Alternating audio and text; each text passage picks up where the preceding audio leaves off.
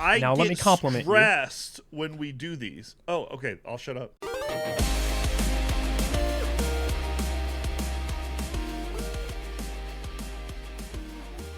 Welcome to New Game Plus. This is a retro gaming podcast where three guys spend 7 days playing one old game and then we talk about it. My name's Dustin. My name is Kenny. Nolan. And this is episode 516, and it is a Patreon poll! Before we get to our game of the week, let's talk about our question of the week. What video game should everybody play exactly once before they die? Okay, I've got a good answer here, but it took me a little while to get to it. I will be the judge of that. That's fair. That is your job Not right Dustin, now. just me. Oh, okay, just you. So this one, like, exactly once makes this trickier than the question it does. sounds if you don't ask that. Because I wanted something worthwhile, but either so narrative dependent that a second playthrough is unneeded. Like, Okay. I've heard the story, or like the story was like strong and like Good emotionally angle. devastated me and I don't want to go back. Or it has to be unplayable for another reason.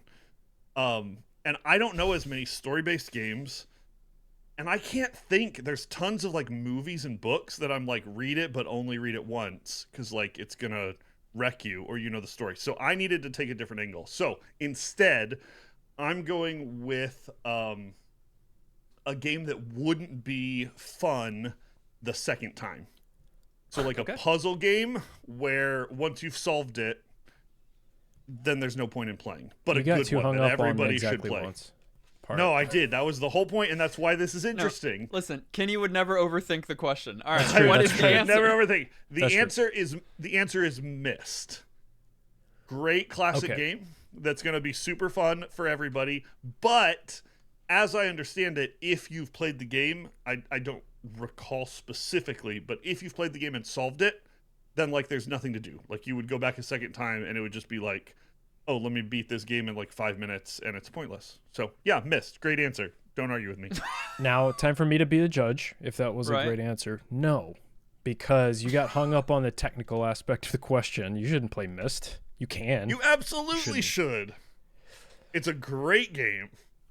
We played It's it for like episode 9. It's a great game. I'll give you that. It's a great game, and You're should just play thinking it though, exactly once. if I play it twice, it's not. No, Exactly. Exactly is a part of this, Nolan. Did you include it It in is. your... Okay. Yes, I did. Okay. And my answer is based off of me. I'm never going to play this game again, but I definitely think people Okay. should experience it, and it is narrative driven, like Kenny was saying. I went that angle too because I think I'll be like the judge of that. only Kenny be the judge of this. But be fair. Okay. I was fair. I wasn't. That was And then Dustin, you can say your own answer, and you can I'm be going the to be the judge judge of of it. myself. Yeah. Okay, fine. It's perfect. Deal. Good answer. so. Like a novel, like a movie, I want that person to play the game and have an emotional response or have a connection to it, and then cool. I'm never going to play this game again. It's not even my favorite game. It's not even close.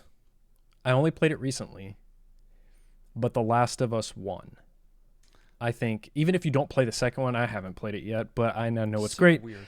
But even if you only play the first one, I think that game leaves you kind of speechless when you're done with it, and you feel difficult emotions, and also it's just like, you know, about humanity and the future, and it's really, really, really good. It's a good experience. I wanted to just say that you were wrong no matter what you said. I know you did. because you were wrong about my answer. However, given that is one of the reasons that someone might want to play a game only once, which it is. I talked about it already. Yeah, I mean, Yeah, great. like you great might be answer. scarred by it or something, but Right. I think that's a great one. High impact twist endings or like emotionally jarring games, like that's a valid way to answer this question for sure. There we go. All right, it's my turn. But I so is think mine. that both of you will agree with. I've got two games, and I think Nolan will agree with one. Kenny might agree with both, but at least the other.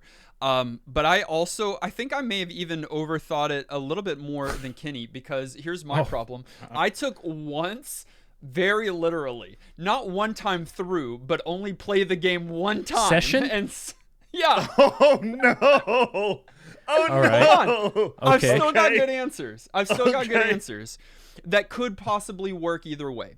All right. So now I'm intrigued. my first submission is Portal, the first game. In 2 to 3 hours, you can play through the entire experience. It is puzzle based, so you kind of get it after you do it, and so a second time might not be as enjoyable. And it's got some reveals and story stuff that after you know it, it's not as. Now, you certainly can play it more than once, but I think everyone before they die should at least play it, or should play it exactly one time. That's one submission. 100% Okay. agree with Portal. But you're judging yourself, Disagree. not me. I'm judging myself, right? So I didn't want to hear that from either of you. And then my second one, Kenny, was a video game called Adventure. It is an old Atari game, and it is the birth of a genre. It's called Adventure because it was the first adventure game, and you can play it one time. You can beat it in one sitting, but you get an experience. You're probably not going to fall in love, but it is why you get to do the games you get to do today. So you should play it exactly once. Judge your answer. That one I agree with. And for me, I would say no on both. No. Yeah, no to Adventure. You know what I have to say about that? No, I don't want to hear it. I don't want to hear it. Well, hey, these are some games you must play once before you die. Other games, however, raise the stakes and really sink their teeth into you. Like in our retro game of the week, Super Castlevania IV. Overview. This one had me a little bit confused when we jumped into it this week, because the story, like the premise of the story, is cyclical in time.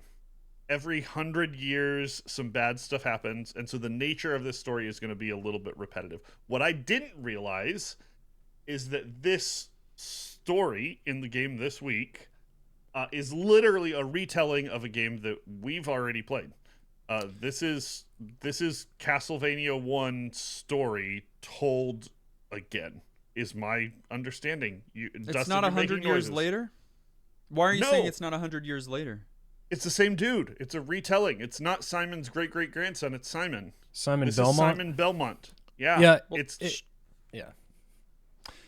Sure, but it's always the Belmont family is the whole thing. Is that the Absolutely. Belmont family continues to raise up warriors so that they're ready at a moment's notice. Why can't it be Simon Belmont Jr., Jr.? Maybe, but then how did you end up in the exact same castle? And like, there's other things that make it known throughout the play of this game that this is basically a remake of a game that already exists in some metrics. It's a little bit confusing though, and that's why Dustin's confused and I was confused. If you can't tell, this is a Castlevania game, and yeah, it's the same story whether or not it's literally the same story or a retelling of the 100-year cycle. You're Simon Belmont, you're a hero, your family is tasked with killing Dracula every time he returns, although I think in this case it's a version that we've already played. This happens every 100 years. Nothing surprising there. Super Nintendo game, came out in 1991, published by Konami. And while I may talk about the story feeling a little bit uninspired, Hey, I want to be really careful. Yeah, Nolan's proving my point right here. Who I say What? that to, because this game has hordes of loving fans. It's on lots of people's greatest games of all time lists, and I think it's worth a conversation as to whether it deserves the stellar reputation that it has. wow. We have played other Castlevanias on the podcast, of course. Instead of just talking about them nebulously, you guys will tell me which ones we played. Symphony of the Night. Yes, Symphony of the Night, episode 190. Circle of the Moon. Circle of the Moon, we're going in order, episode 217. Don't mess up the order. Castlevania. Yes. Correct. 64, but I'm going to accept it as Castlevania 64 because it is just called Castlevania because that's the next one in the list, which is episode 327. Perfect. Thank you for saving me. Followed No by one's turn. Followed by Castlevania 2. Simon's yes, Simon's Quest is episode yeah. 442, but before that and after Castlevania, we played Castlevania. Oh, I thought. Well, yeah, but sorry, you had I thought already you said said that that. just now. I thought you said it. No. I know. Castlevania played- 64, then Castlevania. Yes, I know. Yes. I know. Yeah. Okay, I was with you, I know. Nolan. I thought Okay. I thought we were saying after Okay. as well. Okay. And now- okay, then He we're was still right. then we're still good. 64 Now- was episode 327, Castlevania 1 was episode 383, and then 2, Simon's Quest was episode 442. That's all of them. We've we did played them in more order. than We're I flawless. thought we did. That's a lot of Yeah, Castlevania. that's a lot of them. I mean, there's a ton of basically, them. this is obviously not fully correct, but if you we played five of them. I guess not including the one that we're playing right now. So basically, one every 2 years, or one every 1.5 years Oh. or so. Like every 100 Wow. years when Dracula comes back, every 2 years NGP plays a Castlevania game. That's How spooky. it works. Hey, listen. This was released months Listen. after the SNES. Not a launch title technically, but kind the of is. Isn't that crazy? It's in I the didn't know window. that. Yeah. Fast follow. Yeah. Yeah, it is kind of remarkable. We'll talk about it this week because it's so early in the catalog. Like, seriously, like Yeah. I think one of the first 10 Super Nintendo games. I don't know how Yes, that would work crazy. itself out with Super Famicom. I mean, this first did come out, right, over in Japan. Yes. But I think maybe just a couple of months before. Fast it looks like follow it came out the in same a- year. yeah. Yeah. For sure. So I don't know how it fell in the release line up over there, but over here for sure. It was within the first few, which is super interesting because last week we played Pilot Wings, and Yeah. that was Launch a title. launch title. Yeah, like- two really famous SNES games. Yeah. I like that you say it was super interesting. It's like Nintendo branded the level of interest. This was only Super one. Nintendo, you understand. Don't explain your joke. Yeah. This You was just all- looked at me like you had no idea what I was No, talking about. because I'm disappointed in you. That's why. I mean, Okay, well, you This was wanted me to applaud that joke? Sorry, Nolan. no. I don't want to say it I don't anymore. wanna- What I didn't want to do was derail our entire I'm not- podcast. I'm not saying it But you anymore. knew you were doing Somebody besides Nolan talk. Oh, well, that's only you or me. Nolan, All right. fix us. No, he's sipping. So I will say that as a reminder, this is a Patreon pool game. It was Correct. submitted by only one person, as it typically is. Classic. Tecmo Joe was the one who is responsible for us playing Super Castlevania IV this week. But Nice. by far, not the only one that's ever submitted this to the pools in the yeah. past. Sure. We now have a bonus episode exclusive for those on Patreon. Episode is not an over-exaggeration. It's a full episode. And it's an episode that you get to be a part of. Yeah, it's called Expansion Pack, and semi-regularly, you get to be a part of the conversation, and we're going to debate, and we're going to scream at each other. We're gonna talk about Have video arguments. games. Yeah, we're gonna scream mostly though. That's kind of the point of it. Yeah, we'll be like goats. You roast us, we roast you. Find out more information at patreon.com/NGP podcast. Gameplay. We've played Castlevanias, so go listen to those if you need context. But you probably know what it is. Before we do anything, I need to talk about your first play. I'm so sorry that I Uh, am the way that it's- I am. No, but this is two frustrating first plays in a row, guys. I don't know if I can do this anymore. Who did the last one? Nolan, did, Nolan. yours. What- It was yours awful. was way Pilot Wings? worse than mine was. It's a Pilot Wings. button configuration issue. Kenny, monumental first play. I just want to congratulate you on that first and foremost. No, it's awful. You, well, it was as if, It looks like I've never played a Castlevania game before. That's what yeah, Discord was that's saying. what I was gonna say. Yeah. Sorry. Stolen thunder. Couple things. I just got the potion when you picked up the holy water. The Sure. painful journey of you not understanding that hearts are ammo in Castlevania, not health. I remembered. On our 6th Castlevania game. Sure, I remembered. Eventually, hopefully. You didn't. Well, sure. It took me a little while. Not picking up that first whip upgrade made me get out of my chair and walk around a little bit. No, he did get one, and he thought it hurt him. Just with no, there was no proof that it hurt him. I mean, but it does he just look thought kind of The spiky. screen flashed. It's the normal animation for you just took damage. Sure, but do you know what didn't happen? What damage?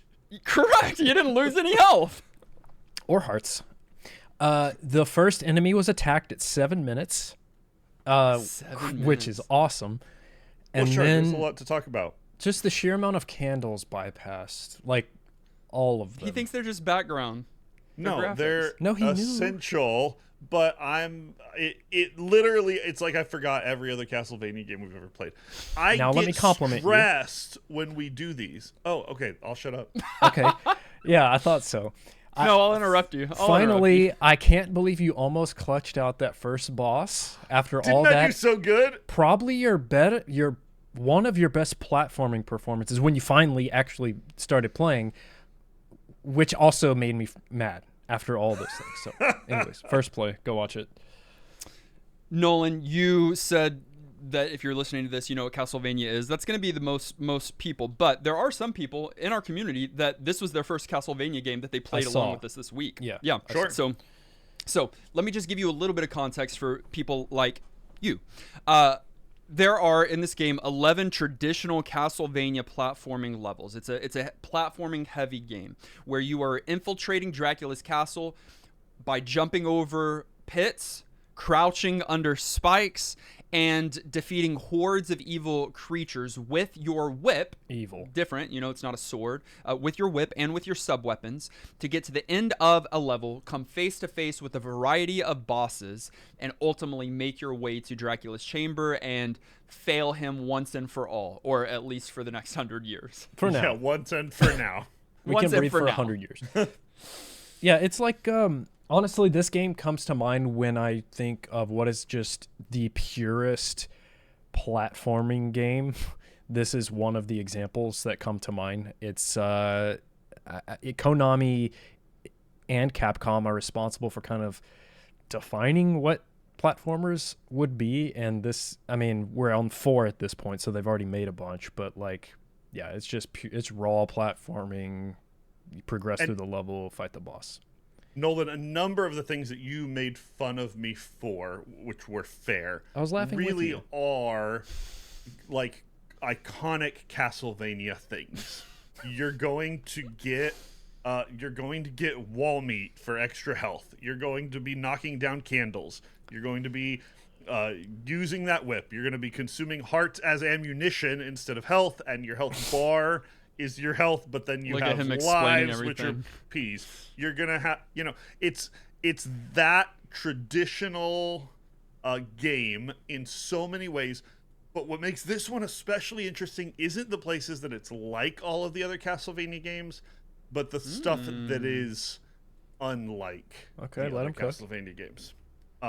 Because the only game in the Castlevania series where that iconic whip that you got talked about can point in all 8 directions is this title right here. Normally it's a, much more limited kind of deal, but you've got the whip, it can hit in all 8 directions. You also have that really, really, really wonky free spin helicopter floppy whip mode. Flaccid. Yeah. Flaccid whip, I'll accept, yeah. Yeah. Non-hard. It's a great weapon. It's upgradable. You can also use it as a grappling hook here. So it's like the iconic weapon, but used in a really different way in this title than any other title in the series. Yeah, 8-direction whip is a really big deal, both for the series, but also for platformers. Like, think about other platformers. I mean, if the ones Guns, that you have swords, melee weapons. largely. Yeah, melee. Which this is a melee weapon, to be fair, but It's a melee weapon. I'm saying, like, those are usually just like a little hitbox in front of you. And I got in the mood to play more Castlevania this week, so I did. One that I hadn't played before, and it came out well after this game on the DS. And that one doesn't even have 8-directional whip. Like, this one is it's such a like standout in the franchise because of the 8-directional thing, and being able to approach enemies and situations, like especially when stairs are involved, with those extra directions is actually huge. There's got to be a stark division between platformers, and you can obviously make divisions in other areas, but I see a bold line in between the formational platformers like Mega Man, like Super Mario, where it's all about momentum. And they develop these stages in a way, and these characters and the mechanics in a way where you kind of, if you know what you're doing, float through these levels. And I would imagine you can float if you know really what you're doing in Castlevania, but that's not the way that it was developed. Castlevania and other games like it, I don't even know what those kinds of what other platformers are like that, want you. My argument is, and I'd love to hear from both of you, they want you to not fly through the level, but to go slow through the level. Well, slow. I mean, you've got a timer, so it's like competing with each other, but they want you to go slow. They want you to be methodical. They want you to like think about every jump. They want you to position yourself well for every strike. They want you to go up and down the slowest stairs because you can't jump off of them. And you know, it's just a very different kind of like mechanically. It's very mechanically different, very different on the stage build, the enemies.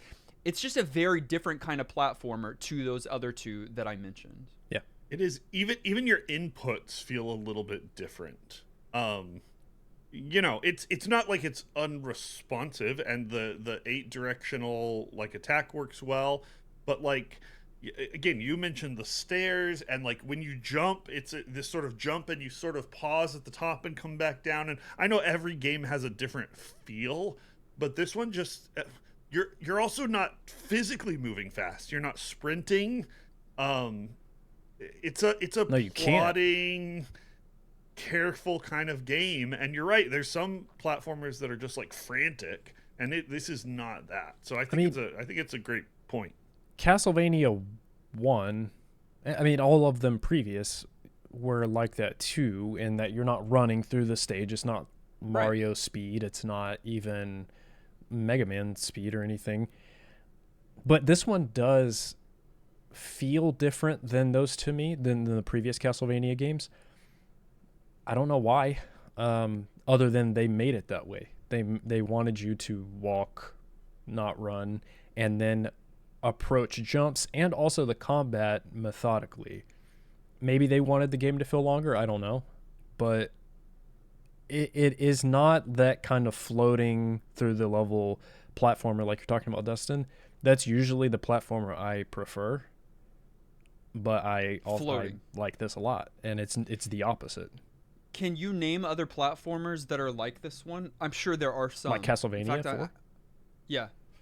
Like we played some even that are more in this vein, but they aren't as common as the other kind, because I think a lot of people were inspired by games like Mega Man and Super Mario Bros. Yeah, sure. I mean, I don't know. None come to mind. Like Castlevania, the platforming style really is kind of its own identity. Especially the early Castlevanias. As the later, as the Metroid and Castlevania sort of becoming Metroidvania fusion sort of happens later on, your more modern day Castlevanias don't feel like that. They're much more fast-paced, for sure, platforming, and they feel more like other kinds of games, a little less, kind of you know what game outlier.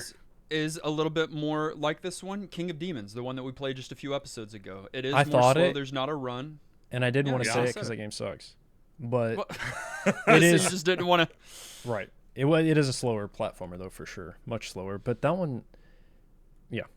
It's also very interesting that your major complaint with that game, thank you for reminding me, was about handling, and then you play this game and you think it's just the best handling that you've ever seen in your life. I will definitely go there if you want. The handling of that game is trash.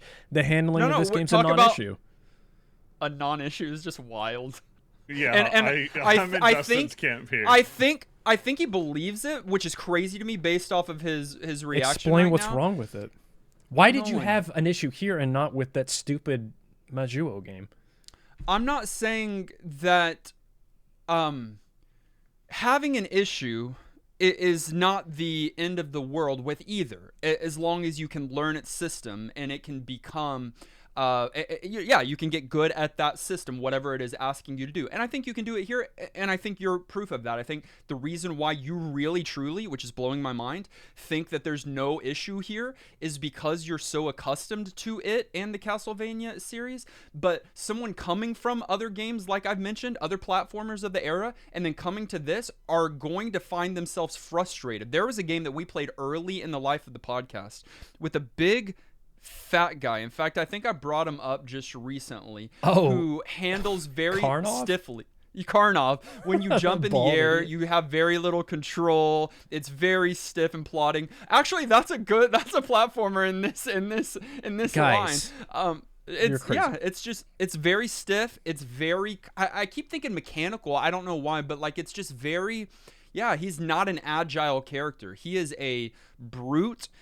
And he operates that way. Well, the game's also not asking you to move around like an agile cat. It's a choice that they're allowed to make as designers, but it definitely has a feel that is a little bit dated. And that I'm with you as somebody who has played some Castlevania games, but forgot about them completely. Obviously, you haven't. Apparently. Completely. I was coming at this with fresh eyes, and I felt some of those same frustrations. Not just in like the handling, but in some of the other responsive stuff too. There's some weirdness here. The fact that every time you get hit, your stupid character does this like jump back. That's the worst. Oh yeah, that's the craziest thing I've ever heard of. That's not another game. There's 1,000 pits, and if you jump over one, and there's a skeleton right there with a sword with the reach of a god, and knocks you off into the pit, and then you're dead. There are more pits in Mega Man 2 than there are in this game, and y'all like that game. There are not a ton of pits in this game. But there's not knockback. You have iframes. There is knockback in Mega Man. Why are you acting like this knockback is crazy? That's not crazy. You said that. I thought you were agreeing with us that the knockback's bad. No. No. Kenny's acting like it's such give any reasonable room here, Nolan. Of course there's knockback. Choice. Of course it sucks. But that sucks in every platform with knockback, including Mega Man, but y'all didn't complain about that in Mega Man. Again, but you know why? I don't have to put everything together for us to understand, because Mega Man is much more agile and you can correct any knockback that you experience. In this one, Simon's just like, oof, guess I'll dive into this pit now. That's what happens every time that you get hit. He gets frozen and goes backwards. You can't correct it. You're stun locked for a second. Nolan's too good, and he didn't get hit this week at all, so he wasn't frustrated Super Castlevania IV is more forgiving in this sense too, because in the first one, you are committed to your jump. You cannot do anything after you are midair and you have momentum. In this one, you can't. No, you can move back in this one. You have a little bit of give. If you want to bail on something you've committed to, it's not like Mega Man where you can just like go everywhere, but they give you something to work with. There's a little bit of adjust, but yes, the knockback is terrible. Skill issue. I'm going to pass up. And then, no, let's see. I'm going to find something that Nolan agree with me will be a bad idea. Let's talk about... No, he's not going to agree with you. Let's talk about pit logic, okay? Because there's lots of pits in this game. What, because the screen went up high and you fell off? Well, yeah, Nolan's just going to be it's fine. It's frustrating for sure. When you fall into a pit, you die. That's fine. Games do that. But in this game, it's very inconsistent. If you're going up on a vertical level and you go to the point where the screen doesn't show anymore again and then try and jump back down to the place where you just were... which should be a very valid platforming move. Boom, it just became a pit. You're dead. Bottom of the screen. That's a terrible choice. It's bad. If you're going down on a down vertical space, it doesn't matter. Jump down. You're good. It's so proprietary. It's super frustrating. I know where y'all got really mad and probably wanted to rage quit. Early on, maybe stage 2 or 3, you were going one of those vertical ones where it's like, as you go up, the bottom of the screen is death. There are 3 bats on some stairs that are actually unfair. I will give it to you. And they hit you off the stairs, but into the pit. And there's kind of like no good way to handle it. Because the bats also respond to your whip. Well, and bats, like in most games, aren't minimal enemies that get taken out with one strike. Even with a fully powered up whip here, those bats take 2 to 3 strikes. So, like, it's not like you just wipe them out of the way. Some of them. It's... yeah. Actually, there are different kinds of bats. Weird. There's but a yeah. lot of Sure. bats in this game. And ultimately, Dustin, if the bats are bugging you enough, you may have some other options to deal with them.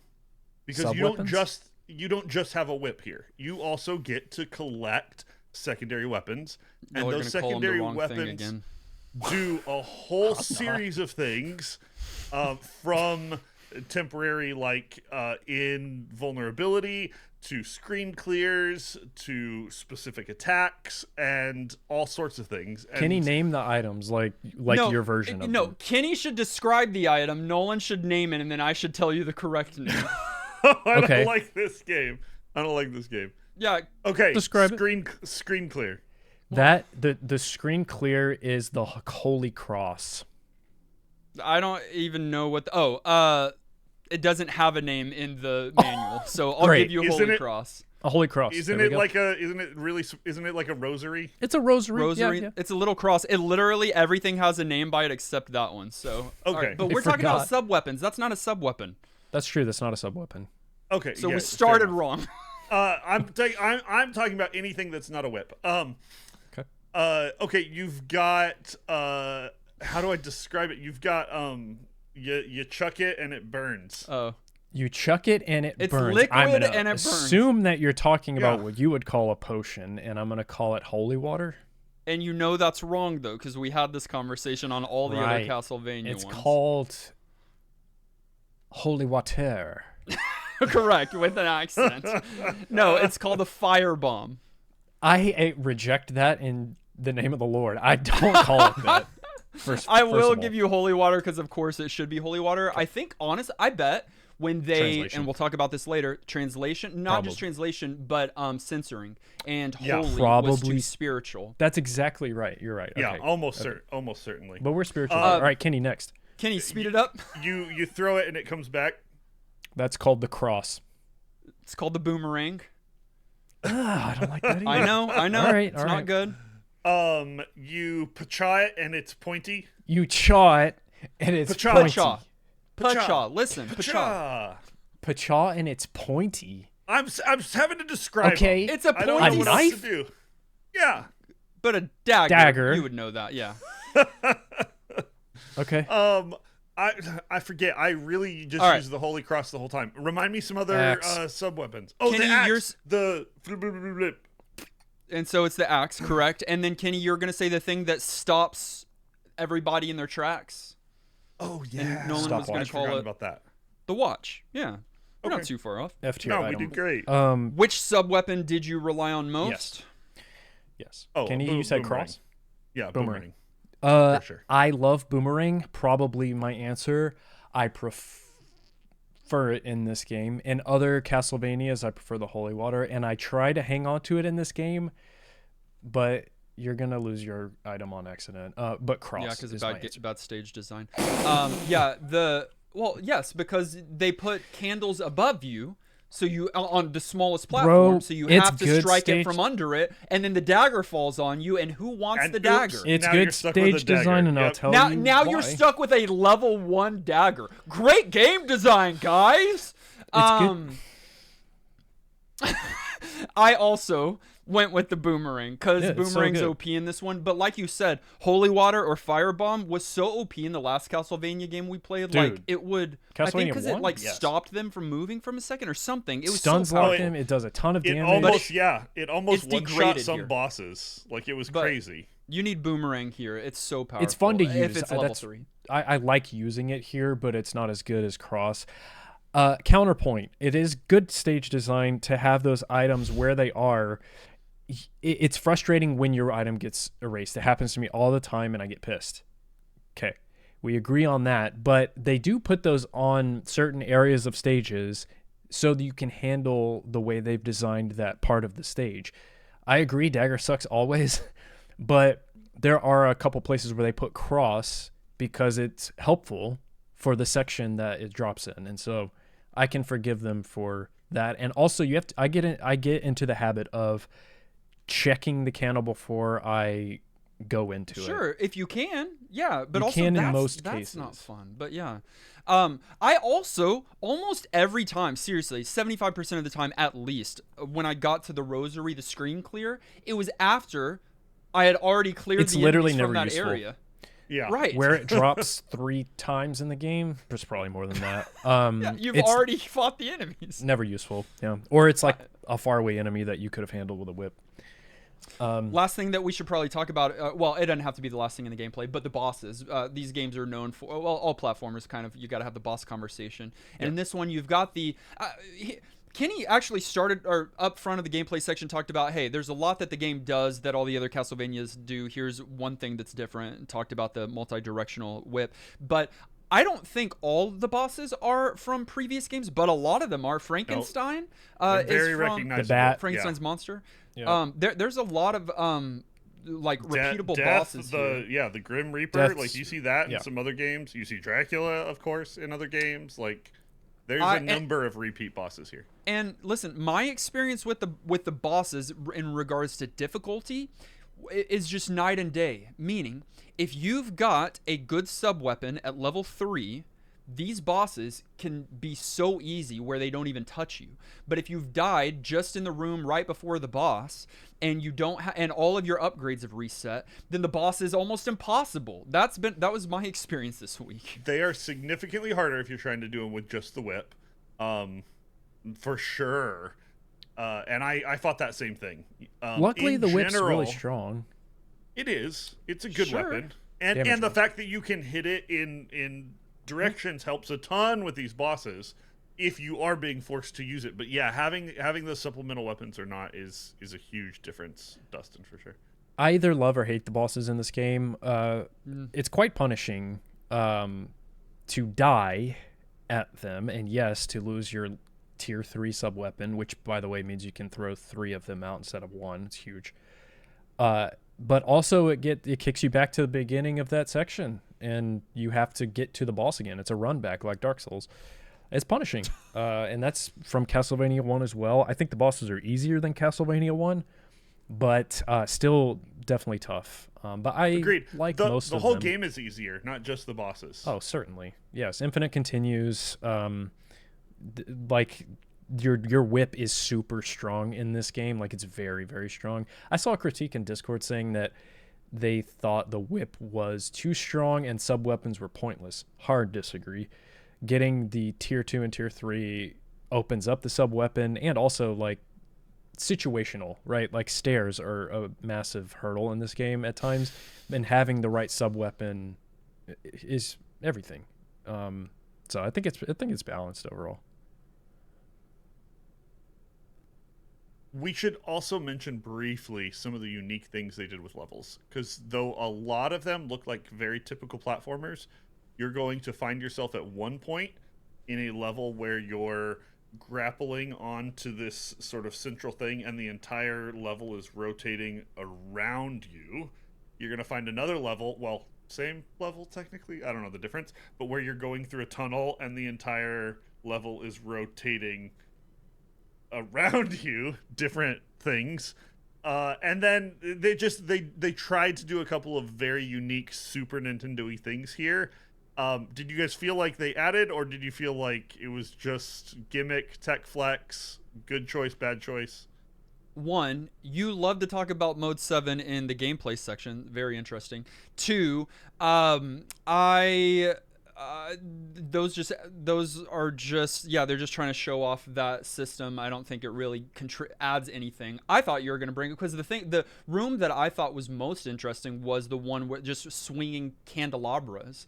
I thought that one was somewhat of a unique platforming stage, and that you've got these massive candelabras that are swinging, and you're having to platform onto each one into the next one, and there's a pit below you. That one was more interesting to me than simply the one that makes you nauseous and throw up because it looks like it's cycling over and over again.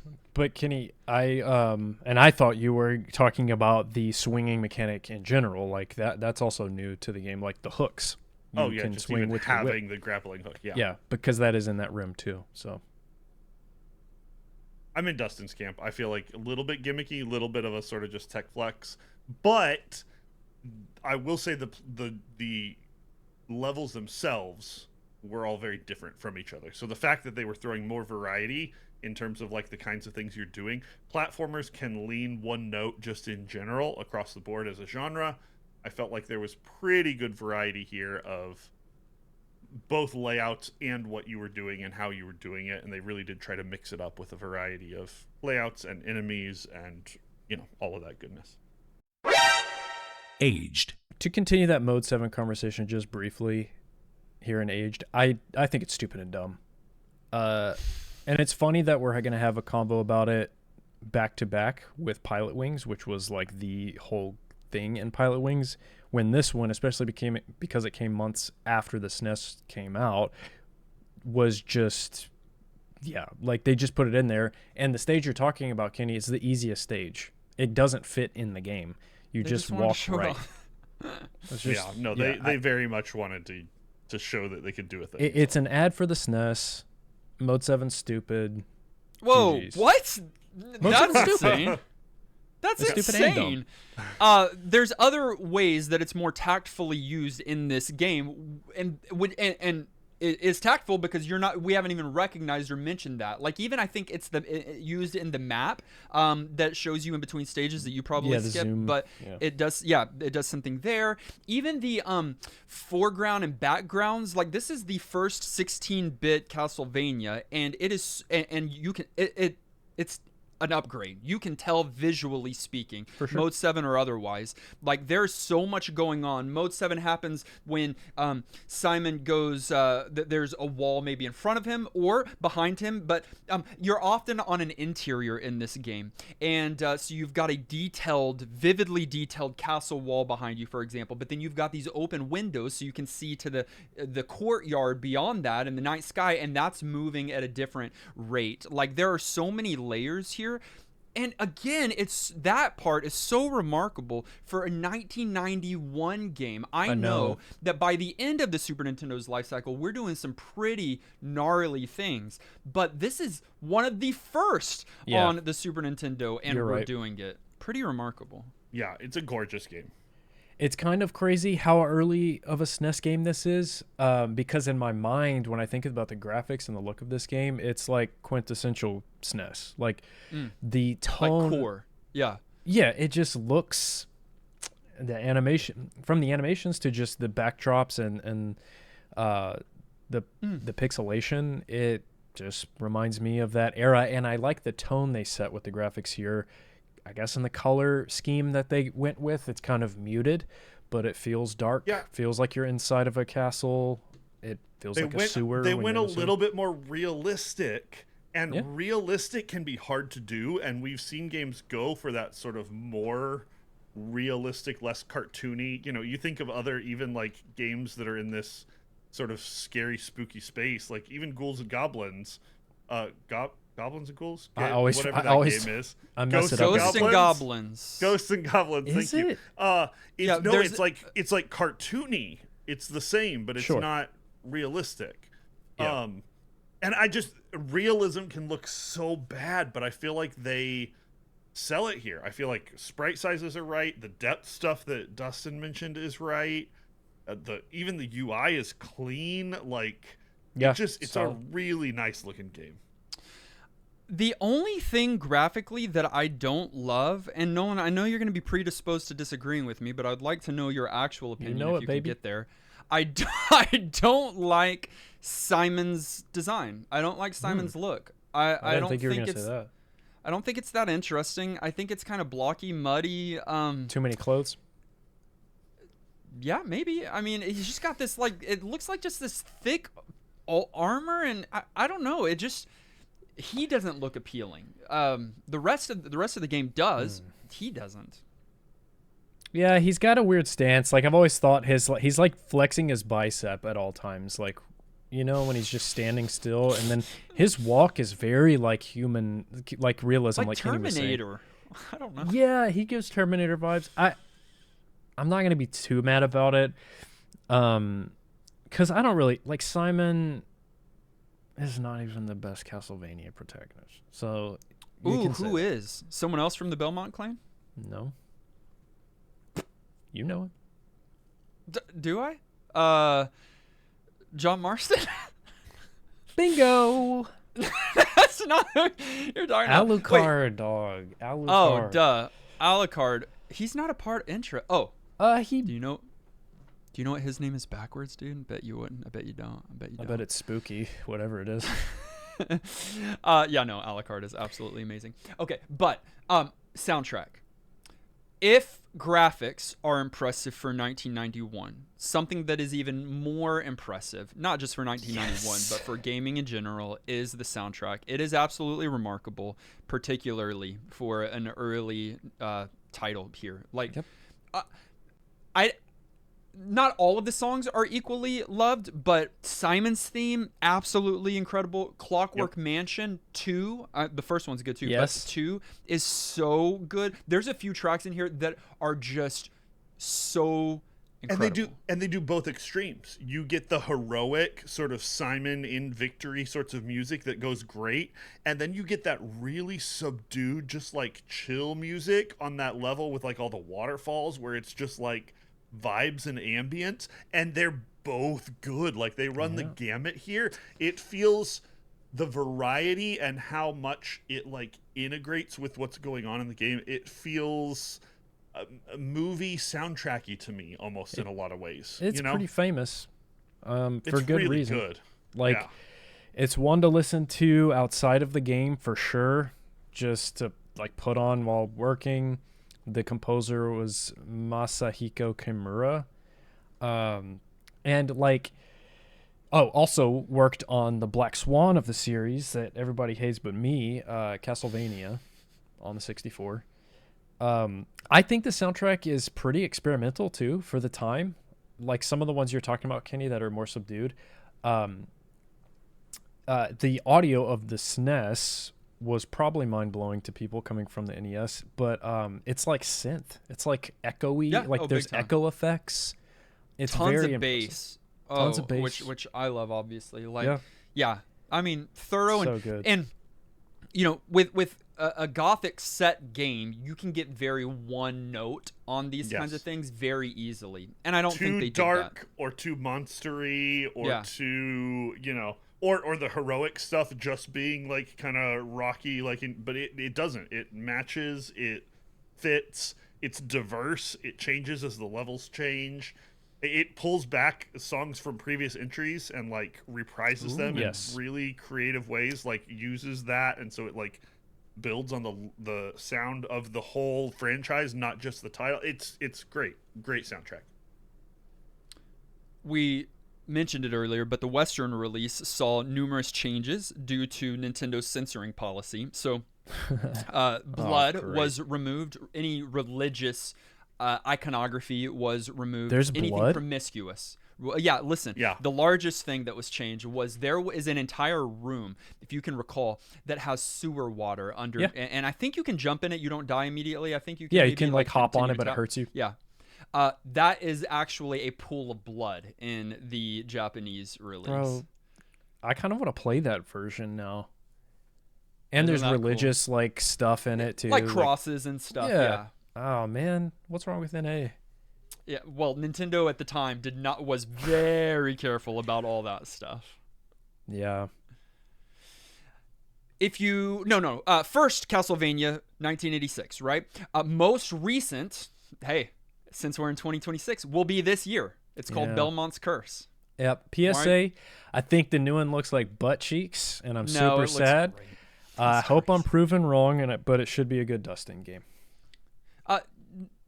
Wow. No one, have you still not watched the Castlevania animated series? No, and I've heard really good things. Yeah. I need to watch it on Netflix. Man. If you want a copy of Super Castlevania IV for your Super Nintendo, it's going to be $50 loose, $212 complete in box, and only $668 new. Wow. Popular game. Final thoughts. At the end of each and every one of our episodes, we determine whether or not the game receives our vote for New Game Plus status. That is our general thumbs up or thumbs down. It does require 2/3 of the vote to swing one way or the other. Nolan, what did you think about Super Castlevania IV? I think I like Dracula stuff a lot. I like a lot of Dracula movies, like almost all of them. I like Castlevania. Wasn't Keanu Reeves Dracula at one point? He was in a Dracula. He's awful in it. It's so good. Okay. Super Castlevania 4 is not my favorite in the series, but it's up there. And it's sort of the definition of a must-play game to me. I think it is top 5 SNES. I think it is top 5 in the series. I think it is top 5. I can't think of a third one. Platformer. I think it might be a top 5 platformer. I think it's fantastic. When people ask where to start with Castlevania, I think a lot of people's answer is Symphony of the Night. While I'm not mad at that recommendation, it is a turning point. It was a turning point for the series, and I don't think you truly get the original experience in that game. And so that's why I would point people to this game, because it is much more forgiving than Castlevania 1, 2, or 3. And you still get that classic just raw platforming experience. I think it's one of the final products of the classic games, and I know there's Rondo of Blood and Bloodlines, and you could maybe argue those are better, but I think it's a really fantastic game. If it doesn't get NGP, we don't deserve to have a retro gaming podcast. You go. That's an Your turn. Whose turn? I don't know. This was one of my least enjoyable games that I played on the Super Nintendo. Holy. Oh. I prepared this week to just come in with the feeling and idea that Castlevania 4 is, or Super Castlevania 4 is mid, but I don't know if I would give it that much credit.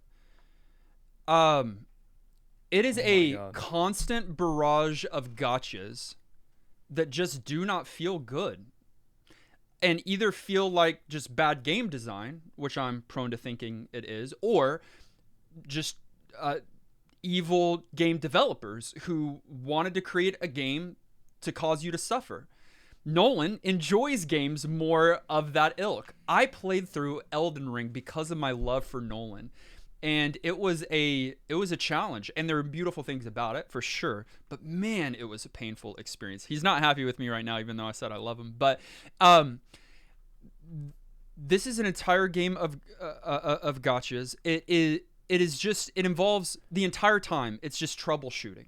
You die to something stupid or annoying, and then you try to not die to that same thing the next time.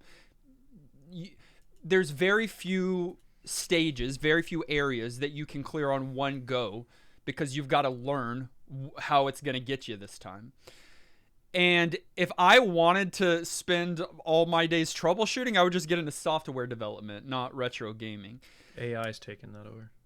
There are some certainly redeemable things about this game. I've mentioned them. Soundtrack and graphics are certainly up there. But the gameplay of this was so frustrating. And I played the game this week. I got all the way to, is it called A1? So it's even after the stages are numbered. So I'm right at the end, and I just couldn't even bring myself to finish it because of how unfun this experience was to me.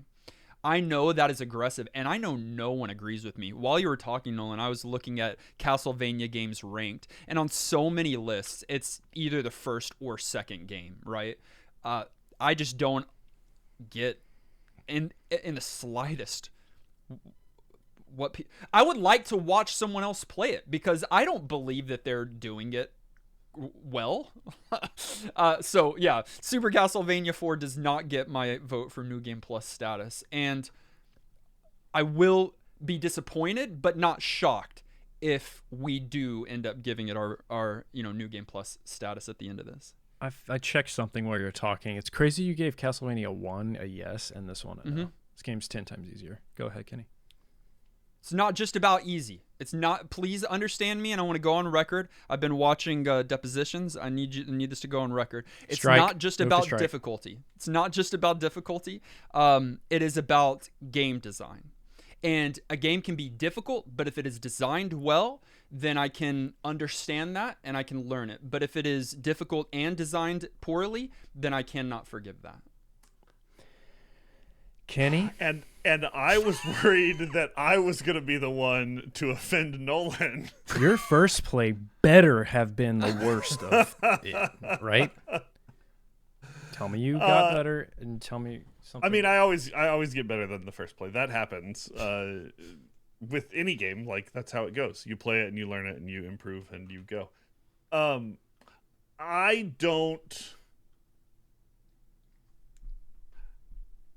I think Dustin has a little bit more validity to what he's saying than Nolan would ever want to admit. I do think this is an imperfect game, and I do think that it gets a bit more hype than I'm comfortable with. I agree that it doesn't deserve to be as high on the quality lists as it is. People talk about this like it's literally one of the best games of all time. I am in Dustin's camp, and I disagree with that. However, this is still a good enough game that it gets NGP from me. There were frustrations, certainly, but there are classic good Castlevania things that are there to be enjoyed. Yes, frustrations, but overall, it was easier than some, which was welcome for me. I need that. I loved the multiple whip attacks and even the loosely, like flail in your whip and bosses that felt beatable. Just this one was more in my comfort zone than some of the other ones were. And it's beautiful, and it's got an iconic soundtrack. So I probably live somewhere in the middle, but this is absolutely a good enough game, despite me agreeing that it's overhyped, to get New Game Plus. So yes, New Game Plus status for this one. Nolan has never agreed with our final verdict so much and been really salty about it as he is now. Rejected. Yeah, you've left us both disappointing. I agree with Nolan. I knew that you were going to feel pressured, Kenny, to give it New Game Plus this week, and that's what's disappointing to me because it's not pressure. It's a great game. I would be totally fine if you did like it, but you did not like it.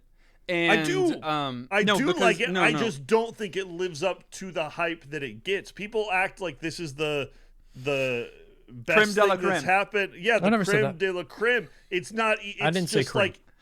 It's just creme. Like, it's fine. I didn't say creme. You said like top 5 SNES games. You said something crazy. Yeah, I did say that. Right, and that's creme. And that level of veneration, a lot of people have. It's not just you, Nolan, and that. Is the thing that I disagree with. Mark it as New Game Plus on the Retro Master list. No, certainly don't. It's a very good game. It's a very strong. It is a good enough game to absolutely deserve NGP on so many levels. But it's impossible to overlook that it has frustrations and is imperfect. Super I'm the only one right Castlevania. Wow, you knew I was talking. That's one strike. Super Castlevania 4 is New Game Plus certified. Yay, right? Yay, everybody. But what did you think? On YouTube, 58% said yes, it's worth playing today. 6% said no, go play something else. And 36% have never played it before. From our community, many played along and wrote in their thoughts. Here's a few quick short ones. I'll say them all and then you can respond. Nolan and Kenny. Clint said, of all the Castlevania games I've played, this is the only one I like. LOL. Grinch said even Wow. Grinch said even Dracula would play this. Keeks said this game looks great and uses some unexpected mechanics in its platforming. Tough as nails. Received. Conan said, should I troll just for the sake of it? Nah, even this one's too good for that. Received. And then a few more. Shinobu Fujiko said, as a devout Castlevania fan, this is a game I have a great many fond memories playing. Going back to it this week, I realized just how hard and frustrating this game is, like any classic Vania. There are many great additions to the franchise here, namely the whip brandishing and whip swinging, the latter of which doesn't really come back again. The game suffers mostly from issues that stem from classic Vania titles, namely not being able to jump off stairs, which made for many annoying platforming segments. Where the game really shines is in its graphics and in its music. The sprite work is gorgeous. The music, it is more of what you expect from the series, catchy tunes, and toward the end, a couple of good remixes. Overall, I recommend this game for anyone who loves classic platformers and a challenge, but not everyone needs to beat it. Well said. Unlike Shiho Tohu, I just played this game like 4 or 5 years ago. I came to this way later. Super Castlevania 4, right? I mean, well, I just didn't grow up with it, and it might seem that way based on how I've been talking about it, but I didn't. Oh, you played it for the first time 4 years For ago. the first time. Interesting. Yes. Just wanted Sasser said, as we have seen with this week's commentary so far and the commentaries from past games in the series, Castlevania is one of the most beloved franchises in video game history. The original Castlevania created the gothic world that we love to return to, title after title. I would easily argue that Super Castlevania IV and Rondo of Blood are the two games that created the foundation for Castlevania as a whole. While the gameplay of SC4 has aged compared to later titles, the look and feel of Transylvania and Dracula's Castle that so many of us adore originated here. I love coming back to this game every time. Cheers. Same. I play it every year, roughly. So far. This one? Yeah. Wow. Once.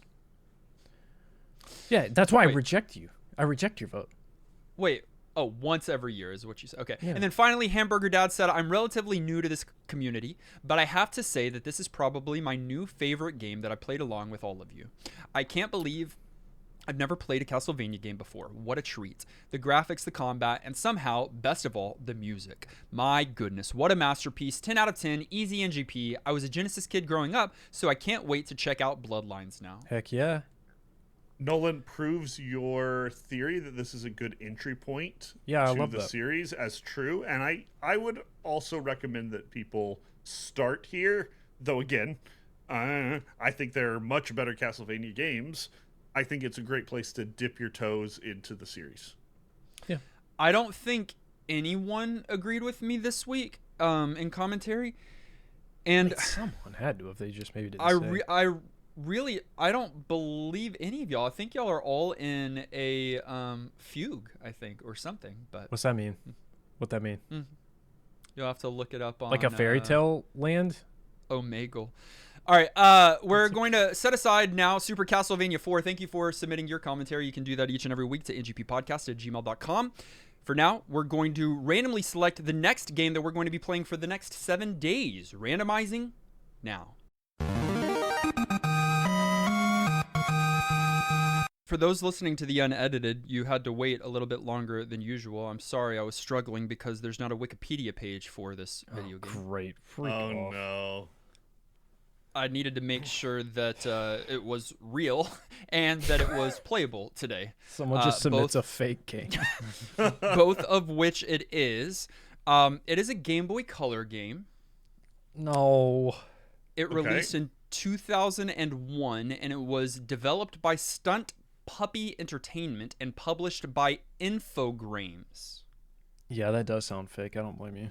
Now, we played Infogrames before. Yeah, I recognize that publisher. Grames? Yeah, I believe it's Infogrames. Not games? Correct. Okay. I think that one must have been taken. I don't remember which games that we played from Infogrames, but that's probably telling. Again, this game does not have a Wikipedia, but the band does. Oh no! What? For the What next, does that mean? for the next 7 days, we're going to be playing a game called NSYNC Get to the Show. There's no way we can record an hour-long podcast about that. We've probably done more with less. Disagree. Yeah. The Spice World. No, Well- that probably has more. What kind of game is it? Brother, You I gotta- wish I could tell you. You got to Oh, get to no. the show. Yeah, I don't. I probably not a platformer is going to be my No, guess. I hope it is. I hope it has nothing to do with being in the band NSYNC or dancing or singing or performing. I hope it's like I hope it's a first-person shooter. yes, guns. I hope it has guns No, in it. he wants a Michael Jackson-esque put Yes. some kids in the trunk platformer. What? That doesn't happen in that game, and you know he's innocent. It absolutely happens He in that saves game. kids from the trunk. Exactly. All right. Thank you. Kenny, name one NSYNC song, and then we'll move on. I'm probably going to accidentally name a Backstreet Boys song because I don't know the difference between all those bands. NSYNC, Bye Bye Bye. Correct. 10,000 points. I did give him a hand motion and mouth it. Yeah, but I think he was saying I it didn't anyways. see that. Yeah. I was Oh, already okay, there. you close your eyes. Find a copy of NSYNC, get to the show, and play it along with us for the next 7 days. Join us in Discord by going to discord.gg/ngp podcast. You can also support your favorite retro gaming podcast, that's this one, by going to patreon.com and looking us up. You will be joining an elite group of folks, including those who have not minimized their notes, such as... Where did these go?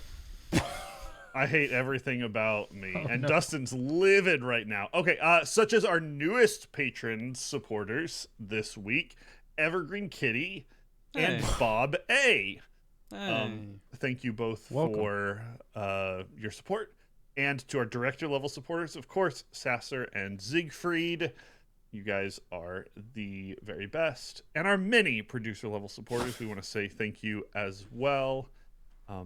You are the hearts that we collect out of candles when slaying evil. So thank you to Alex, Antonin, Artemis, Chuck, Austin, Scott, Ben Nerd, Ben, Bro Jim, Champagne Vinaigrette, Craig, Dagany, Flambus, Garlisle, Harold, Hey Brother, Infinite Knife, J. Robert, Jake, Justin, Caldaka, Clint, Levi, Loser, Melexandro, Maxima, Megatroid, Miss Muso, Mystic, Not Enough Dog, Sajin, Scotty, Shane, Shauna, Snake Medic, Spinny the Jet, Swaggy Taco Fish, Tibbs, Timothy T, Tins, Unbedavable, Zachary, and Zion. We appreciate your support. You can follow us on social media. That's Facebook, Twitter, TikTok, and YouTube. Links are in the show notes. Listen directly on any podcast provider of your choice. Make sure you subscribe so that you are the first to get new NGP episodes. And while you're at it, please leave a kind rating and review. Our episode artwork was created by our friend Dave. Our video episode was edited by our friend Dylan. Our audio episode was edited and produced by our friend Dan Willett. Our episode artwork was created by our friend Nolan this week. Join us next week. Join us next week as we play NSYNC. Get to the show. That's the name. Until then, I'm still bad game design. I'm still working on Strike 2. I just blue screened. And this has been New Game Plus.